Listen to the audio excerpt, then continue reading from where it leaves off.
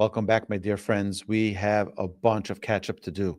If you remember, just a few short weeks ago, we started reading the Torah from the beginning.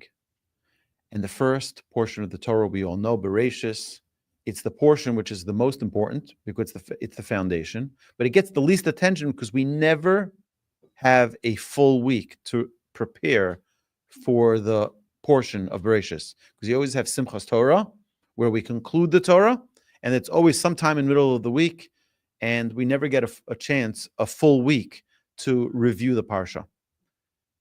And if you look very carefully, I want to share with you such a fundamental, beautiful principle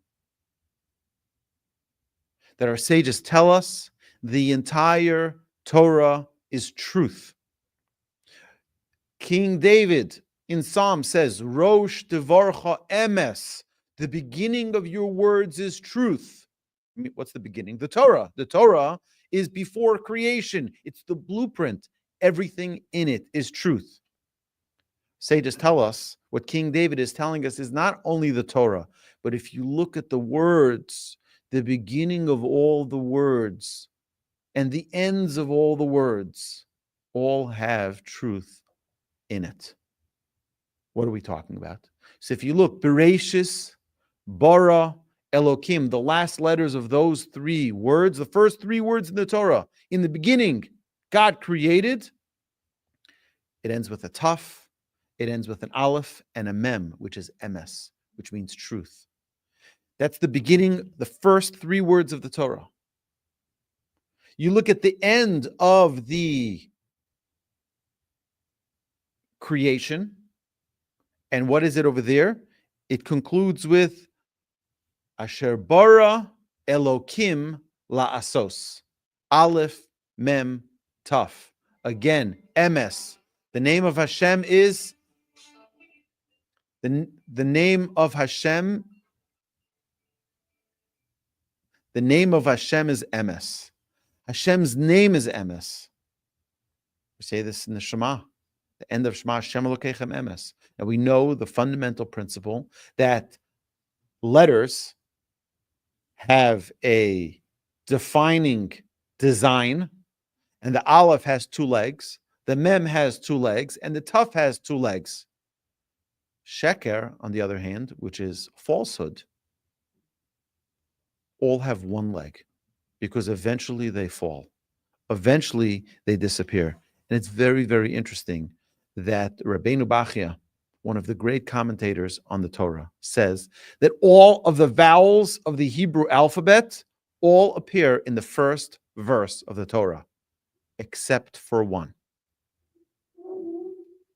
The one vowel that does not appear in the one vowel that does not appear in the first verse of the Torah is the vowel of shuruk. Why shuruk? Our sages tell us because shuruk is the same letters as sheker. Sheker is falsehood.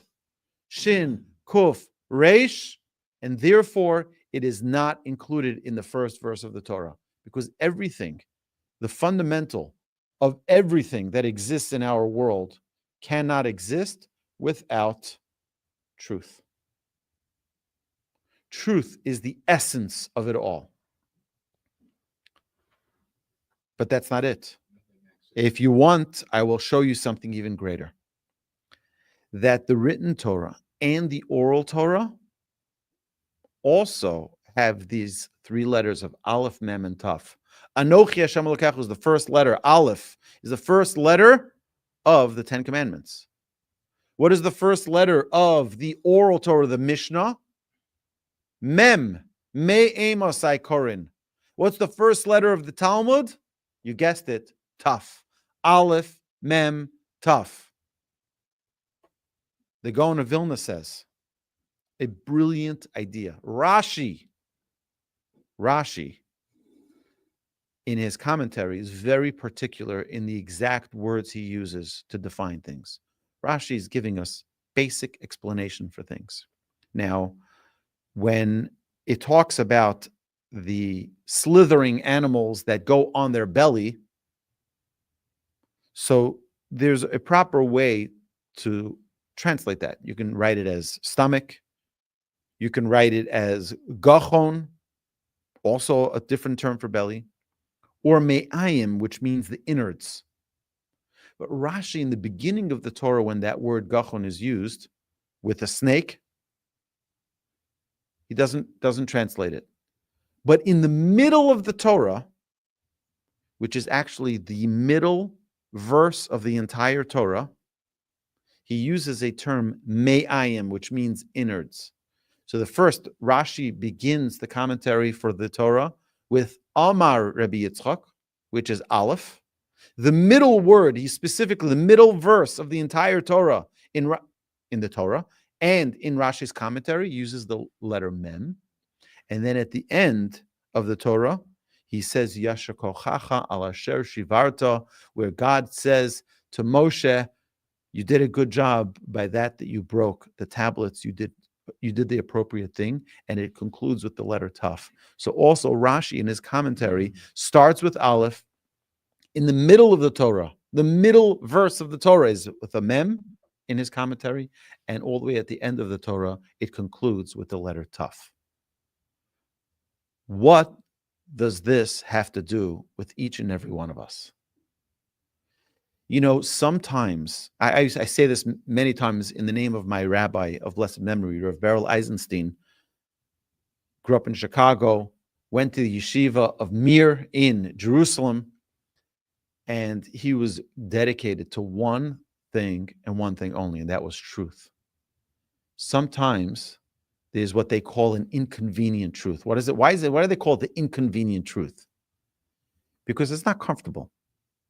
You know, at the end of the prayer every morning of the Shema, the end of the Shema, we say an incredible 15 different praises of Hashem. 15 different praises of Hashem. We say Emes, that God is truth, and then we go on to say 14 more praises. V'yatziv, v'nachon, v'kayim, v'yashar, v'ne'emon, v'oh, v'chavi, v'nechon, v'noyim, v'nor, v'yadir, u'misukon, u'mekubal, v'tov, v'yafeh. 15 praises. What are they? God is true, certain, established, enduring, fear, faithful, beloved, cherished, delighted, pleasant, awesome, powerful, correct, accepted, good, and beautiful. 15 different praises. So my Rebbe would always ask, he says, I don't understand. It starts off with emes, with truth. How does it end off with? It ends off with, and it's beautiful. What's the obvious question? What's the obvious question? Why do you separate truth and beauty? You put them on the polar opposites. You put them on the opposite ends. You should have truth and beauty one next to the other. And my Rebbe said, usually what's beautiful is not true. And what's true is not beautiful. You know, you can compliment someone and say the nicest things, and you turn around and you're like, what can I do? I just wanted them to feel good. Or there are people who say beautiful words, but you know not a word is like politicians. You remember there was a politician who once said, if you like your doctor, you can keep your doctor. That was very truthful, right? No, it was beautiful words, but not truth. Great orators don't necessarily, they say beautiful words, but not necessarily truthful. But then when you have someone who's very truthful, oh, that's not nice. It's not beautiful. You have to understand that we as a people, you know, Rabbi Ken Spiro yesterday said something so profound. To those of you who are online, the video is going to be posted shortly. He said, as Jews, we have the hardware, but we have to make sure we have the proper software. The software is the Torah. We have to make sure that we act in a way that is appropriate. And that is the key of that software is truth. We must make sure that our number one pursuit is not about what feels good. It just feels right. That's not true.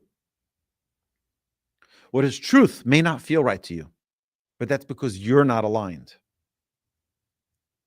And each and every one of us are faced with this challenge. We're all faced with a challenge, especially in our culture, where everything is about feelings, everything's about emotion, everything's about just wanting everything to just be nice. That's not necessarily truth. We have to invest in God's language. God's language is truth. His Torah is truth. And everything that we have, the beginning, the middle, and the end of the Aleph Bet is Aleph, Mem, and Taf, which is truth. Telling us that what begins the beginning of the world, what ends the end of the world, and everything in between only stands by truth. Truth is eternal. You don't have to think a second time about your story, whether or not it's accurate, if it's truthful. There was once a story that a woman came to Rabbi Moshe Feinstein to say she was upset that her son became a scholar, and she wanted to ruin his life a little. So she comes to Rabbi Feinstein and she says to Rabbi Feinstein, he's really not my child. He is my child, but I gave birth to him, but it's not from the man I was married to. I had an affair, and this is the child from that affair. So she's trying to make him into a mamzer, which is a pretty big blemish. So Rabbi Feinstein says, okay, so let me hear that story again. And he asks her again, let me hear that story again. She's like, what? Exactly what I told her. And every time the story changed. And every time the story changed. And then he realized, he says, she's just, it's a fake story. He was able to, in interrogation, they do this as well. They'll ask you a question, and they'll ask you the same question again and again. And every time they give a different answer. So 1 second, there's contradictions going on here. But when you say the truth, you don't need to think twice about it, because it's the truth. Hashem gives us a Torah. The Torah is called Torahs Emes. Hashem gave us an eternal world within us. Why is it eternal? Because if its foundation is truth, it's eternal. It's forever. There's nothing more important in our lives than investing in truth. And you know what? It's not a contradiction. I've had many people tell me, Rabbi, I can't wear a kippah because sometimes I don't eat kosher. Or I can't keep Shabbos because sometimes I don't wear a kippah. Or I can't eat kosher because sometimes I don't keep Shabbos. So there's a contradiction. It's like, that's a big mistake. It's a big mistake. Judaism's not about all or nothing. You take one authentic, truthful step. That's your step. What your next step is, don't worry about your next step yet. One small step, and then another small step, and then another small step. That is the key. It doesn't have to all fit in perfectly for us to be able to live a certain way. But what's the problem? There are people who say, instead of me slowly taking the steps, let me just break down the whole system. So Shabbos, not for me. Kosher, not for me. This, not for me. That, not for me.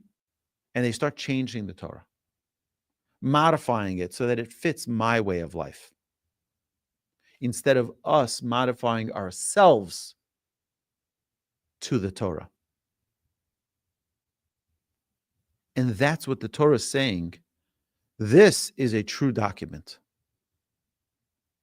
The Torah is a true document.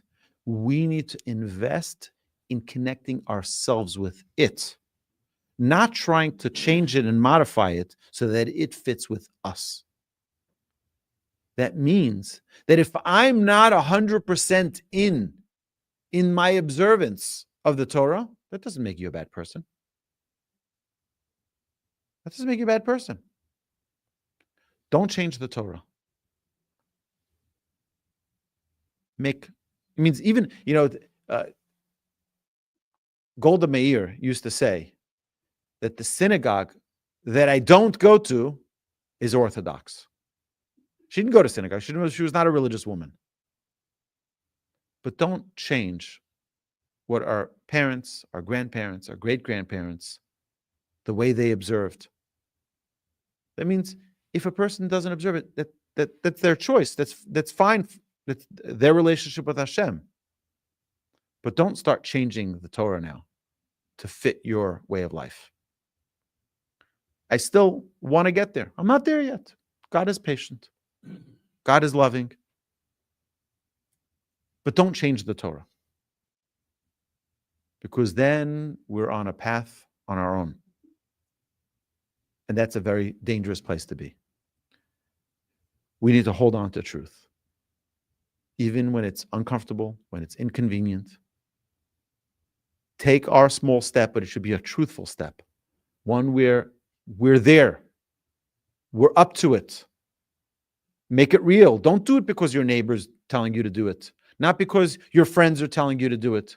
Do it because it's something that you are firm about. This is what my relationship, this is where my relationship is at. It's like, imagine you're dating a girl and everybody tells you now you should tell her I love you. You should propose. You should get married. Well, if you're not there, you're not there yet. Nobody should tell you where your relationship with God should be. But don't tear down the Torah that God himself has given to us. My dear friends, let's take everything we have, this round of the Torah, and make it ours. It's our document. It's our Torah. It belongs to each and every one of us. Have an amazing Shabbos.